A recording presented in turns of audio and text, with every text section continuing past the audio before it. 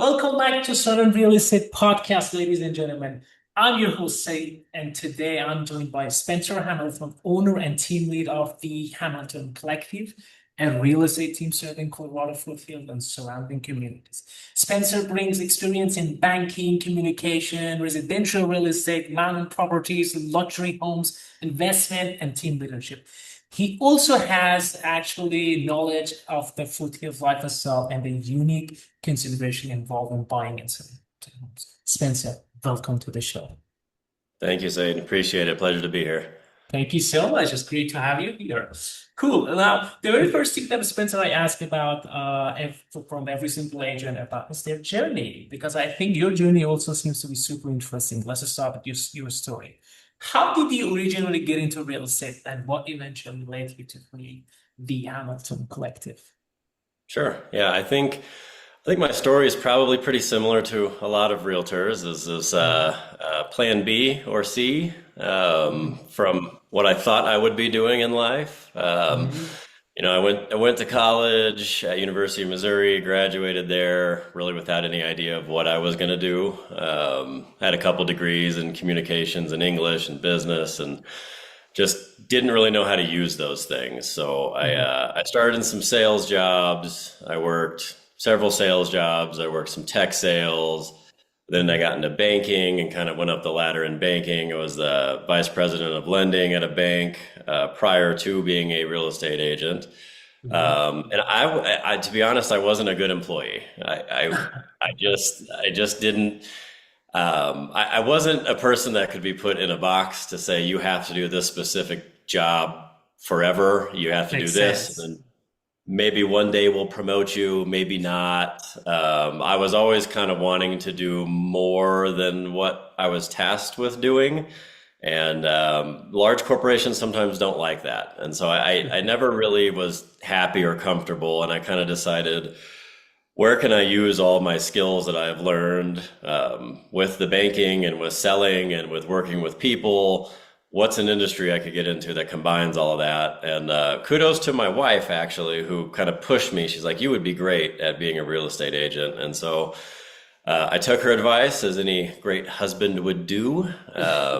And it's been about almost 10 years ago, I jumped in and started an agency. I started being an agent with Remax, and then went to Mhm. Coldwell Banker, and then similar thing. I was with Coldwell Banker, and I thought, I feel like I'm built for more. I feel like I'm ready to do something different and take a next Mhm. step. I love And that. then, yeah, I feel like if you don't do stuff like that, you get stagnant, and then life is short. So you might as Yeah. well do something, right, that you can bet on yourself a little bit. And so, kind of born out of that, 4 months ago, I started a team, the Hamilton Collective. I joined EXP Realty and started with a team with that.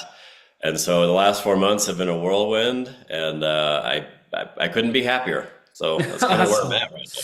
Spencer, you said a bunch of things that were amazing. Like, first of all, you listen to your inner voice telling, hey, I'm not built for that kind of person. It's like keeping an eagle in a cage and trying and asking the eagle to climb into the trees. And but that's not what I do. That's not my, I'm not a monkey. I understand that part. And second of all, you listen to your wife. Happy wife, happy life. That's what Happy they say. wife, happy life. That's exactly what I wanted to tell you. Exactly. And I think that's super important in our journey. You can understand where you go. We all know what is our potential. Like some people they never left, and I think you wanted to go more, you wanted to see the beyond, and you did it. So congratulations on that. That's really impressive. Thank you. So let's talk about the Colorado foothills. So you have built a clear identity around the Colorado foothills. What attracted you personally and professionally? So that's the question. What attracted you personally and professionally to communities such as Conifer, if I'm pronouncing correctly, Evergreen and Bailey. So let us know about that.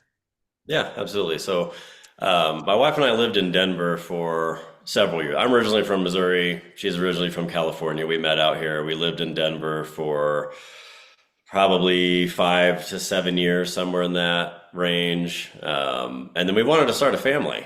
And so we were kind of looking around and saying, like, is this an area we want to start a family in, or where do we want to do that?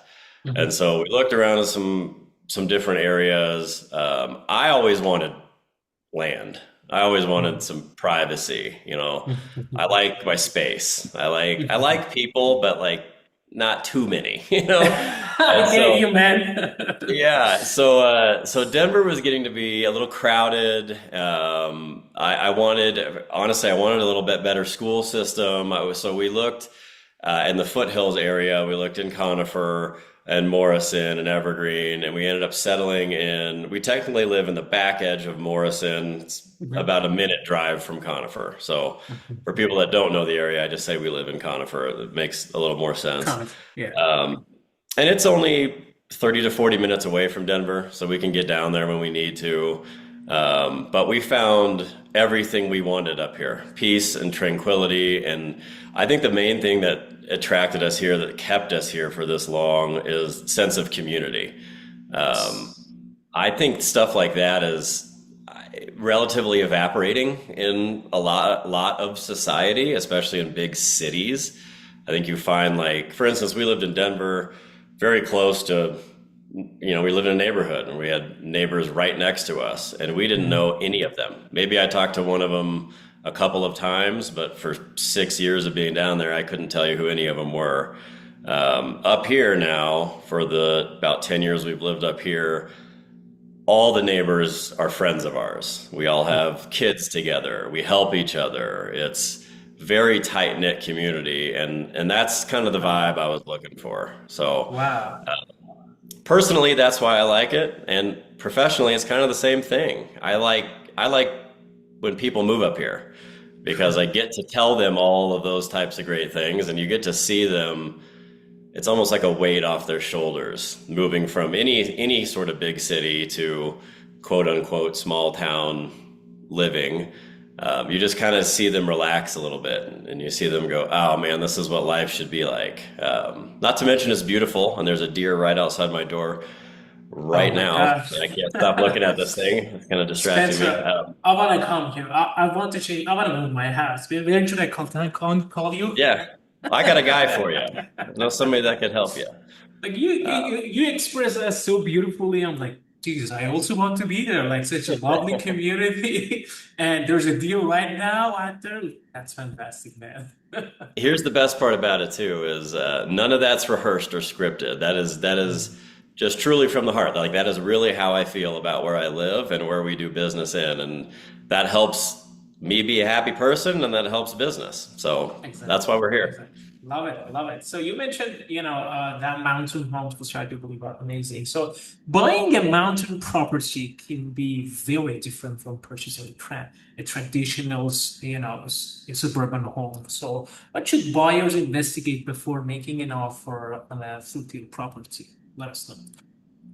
Lots of things. It is very different. Mhm. There's a skill set up here when you're an agent in the foothills that a lot of people don't have, and there's a lot of considerations when you buy mountain properties. Most of these mountain properties, depending on where you're at, the vast majority are on a well and a septic system, and Mhm. so inspecting those and making sure that those are operational, and not just operational, but you know what they are and Yeah, what can you do with those? What can you not do with those? exactly. What is a leach field? What are the setbacks for the county? What kind of variances do I need to build on these properties? They're very um, restrictive, might be a word to say, in terms of building homes Maybe. or even doing additions up Mhm. here, just because there's not a lot of room. We're built on the mountain. There's only a few Exactly. places you can build, right? Um, Exactly. the biggest thing to investigate right now is insurance. I will tell you that's Insurance. the hot button issue because we are in what's known as a wildfire area. Colorado's Oh, had, yeah, the past couple of years has been very dry. And if you look on the news right now, there's a bunch of fires in the state. There were oh, a bunch last year before. So that is a major consideration right now. Our insurance companies are coming into an area and saying we're going to insure everybody in this zip code, no problem. And then 6 months later, they might go, we don't want to have this insurance anymore. We're out of here. And they drop people. So then you have to Oh my find God. new insurance. Now, this doesn't happen like all the time for everybody, but it does happen. And so when that kind of stuff happens, having someone who's knowledgeable to say, here's who you need to call, here's the agencies that will come in and help insure you is vitally important. It And the is. cost of that has gone up as well. So that's that's been a factor in our market is insurance companies sometimes don't want to take the risk, and when they don't want to take the risk, they will charge you a lot for it. So we're dealing with that. Exactly. That makes sense. Oh my God. Like, people that are moving there, they gotta be careful with that part. That's a very good point. Thank you, Spencer, for telling me that. Now, let's talk about selling and marketing mountain properties because I think everything's a little bit different there. So you emphasize like customers' strategies and professional marketing. What does it take to successfully market and sell a mountain or luxury property there? Knowledge. Um, Knowledge. Really deep rooted, I live here, I have been here type of knowledge, more than selling a house, let's say in a suburb of Denver. Mm. Doing that, no, there's nothing against that, obviously, but there's no comps in the mountains. There's no Mhm. like, this 3 bedroom, 2 bathroom house is not the same as even your direct neighbor's 3 bedroom, 2 bathroom house for various reasons. What direction does Mhm. it face? Why is that important? What kind of heating elements are in the house? What kind of water filtration? What kind of well do you have? What kind of septic Mhm. tank? There's lots of very specific things when you sell or buy houses up here that you really need to know. Otherwise, you find yourself not knowing what your own house is that you've spent $900,000 on. Oh It's my God. yeah, it's not a good place to be. So So I would um, say they always have to contact a professional person before, like, and listen to that person before purchase a mountain property. All right. you said the best thing I've ever heard. Listen to listen to the person, right? Because the market gets fickle too in Yes. the foothills, and there's a lot of people. The majority of what we're selling up here is a lifestyle change, and it is a big lifestyle change from city living. And so, what does that mean to people? You're trading in a lawnmower for a chainsaw. You might drive a little bit more. The end result is like, what do you want from a move? Do you want this lifestyle change? Do you understand what that Yeah. means to you? Um, we had a bear come on our property the other night. Is that cool for you, or are you terrified of that? Stuff like that. Oh my Um, God. so, so that knowledge, you only find that knowledge with people that live up here. I firmly believe this. Live up here and then do a lot of work in this specific market. You can find an agent who could put a deal together, but they will not know a tenth of what we know from living here and doing the vast majority of our work up here. I get it. I get it. Yeah, that's a very good point. And whatever that you said was important. And I think I also said something important. You gotta listen to the professional, your real estate agent before purchasing because that's 100% true. That's a different environment right there. Now let's talk about investment opportunities that are there. You also work with investors. I know that. Where do you currently see opportunities in the Colorado Foothills, and what should investors consider before entering this market? There's actually a lot of investor opportunities up here. It depends on what investor you want to be. Do you want to be a Airbnb type investor, or do you want to be like own a shopping center type of investor? I would say on the residential side, like if you're buying homes to rent, that's become a lot harder to do now, just simply because the price of homes are so high. And the entry into the market, we don't really have a $300,000 option up here. We've got $600,000 and up options. And even those homes are built in the 70s and never been rehabbed. And so buying those and getting a good return on your investment when you're renting is not impossible, but it has become harder to do that. The commercial space is where I see a lot of opportunity because, Mm. again, another reason we moved up here is kind of understanding that we think a lot of people will start moving this way. And so getting ahead of that curve, A for prices, B for business, but kind of getting ahead of that and getting ourselves into those opportunities before the boom has always been a thing that we've tried to do. Mhm. I see a lot of commercial spaces right now for lease, for sale. Um, there's potential for a lot of different commercial stuff like bars and restaurants and leasing out commercial spaces for whatever business you might want to have. The considerations for those insurance and water. Insurance and Water, water. water's been a thing people don't think about, but water. One of the other reasons why our area is restrictive to building is we only have a certain amount of water. We're not on city Mhm. water. Now we have a lot of water. It's not like we're in a desert over here. But when you get water from a municipality up here, it costs a pretty decent amount of money. And so when you're trying to buy commercial buildings or strip centers, the grand total package with insurance and water and all stuff like that adds up. So Mm. I would say if you are an investor, it's now or maybe never to get into that Oh. market because our prices are going up. They're not going down. It's like living on the beach up here. It's a lifestyle that people will continue to pay for. Mm. That's pretty interesting actually. It's now never for commercial and it was really good to mention you mentioned short-term rental because the prices, I think a couple of years ago short-term rental was a great way of investing in real estate, but right now the prices are too high to kind of go with that. That's great. Thank you so much for letting us know about that. Now let's talk about you and your team building the Hamilton Collective. So you are now building a team and a recognizable brand as well. What made you move beyond operating only as an individual agent, and what kind of company are you trying to build? I'm a glutton for punishment. No,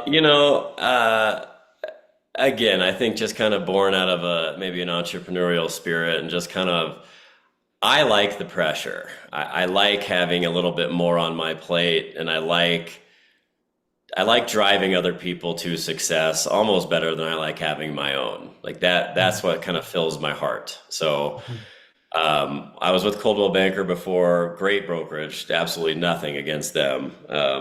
But I wanted to have a space where I could build out a more entrepreneurial focused team of driven individuals.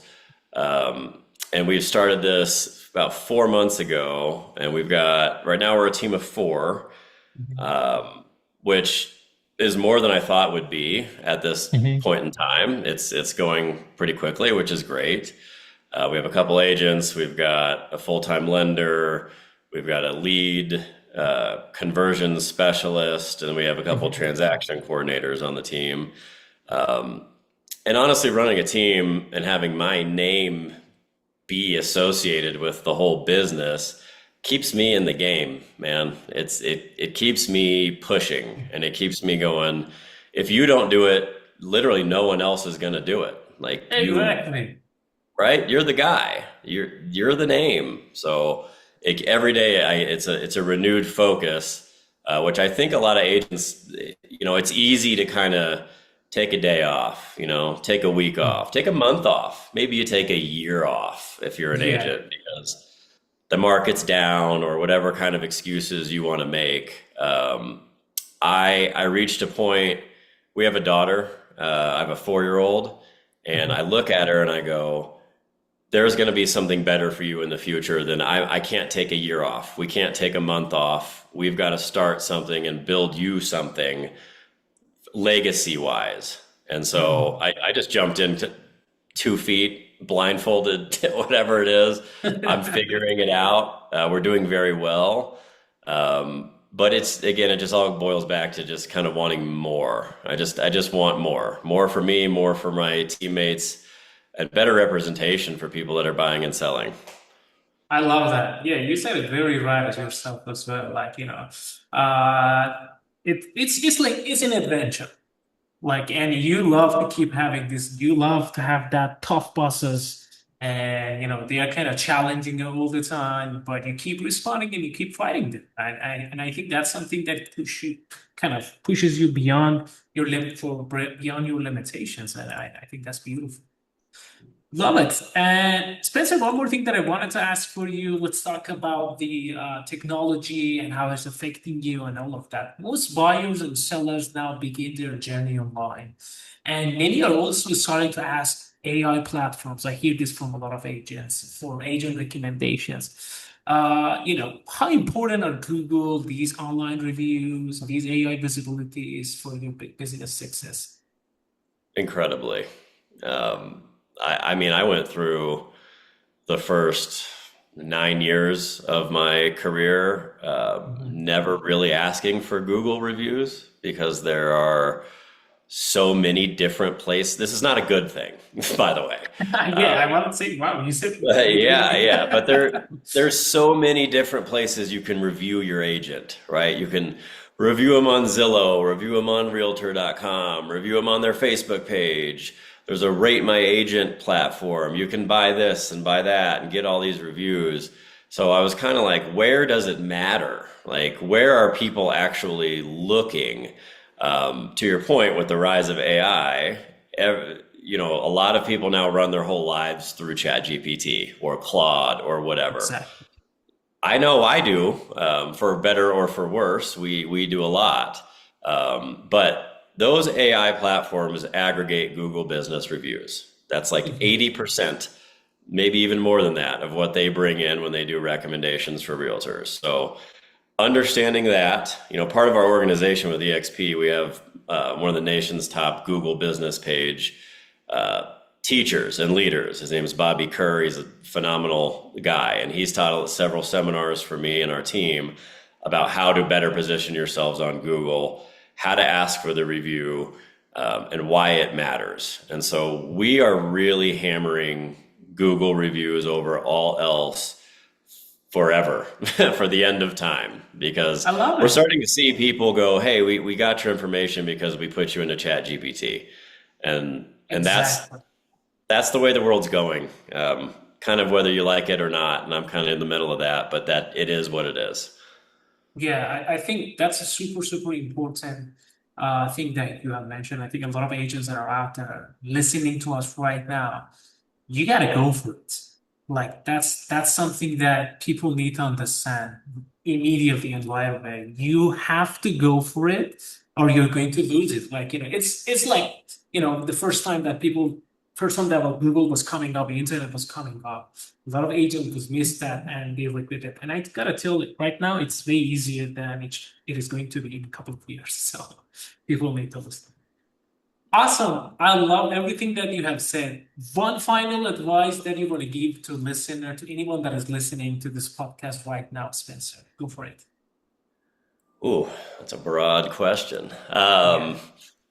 I think staying in the real estate space, I think there's a couple sayings that I come back to when I need a little bit of motivation, a little bit of pep in my step, I guess. Mhm. Mhm. One of them is action beats perfection every time, right? Action beats perfection. I love that. Yeah. In our industry, a lot of people get tied up in being like, I have to be perfect at this thing I'm about to do. I have to have the perfect script to talk to this potential client, or my post on social media has to be perfect for people to, Mhm. I have to be perfect. And so you end up going through like 6 months, let's say, of I have to be perfect, and that exhausts you, that wears you out. And then you just stop doing anything because you're so kind of locked in being perfect. Perfection is an impossibility. So you're chasing something that is never going to happen. And then you end Exactly. up stopping doing any action. So while you're trying to be perfect, I'm just taking the action. I don't care if I fumble up on a phone call. I don't care if my marketing has a some little thing that I don't think is perfect. I'm going to do the action because Mm. that's going to beat you trying to be perfect all of the time. And then the second thing really is comparison is the thief of joy. We have gone through now it's 3 years. I mean, let's be honest, 3 years of not a very great real estate market.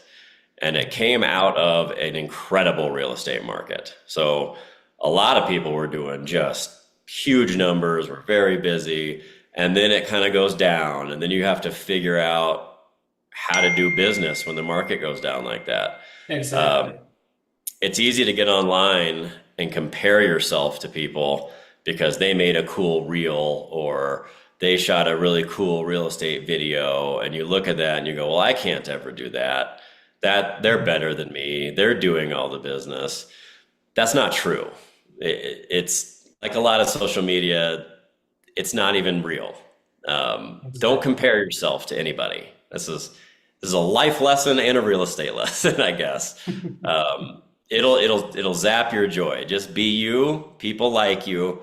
You have to continue showing up, take action, and be yourself. Everything will work out for you.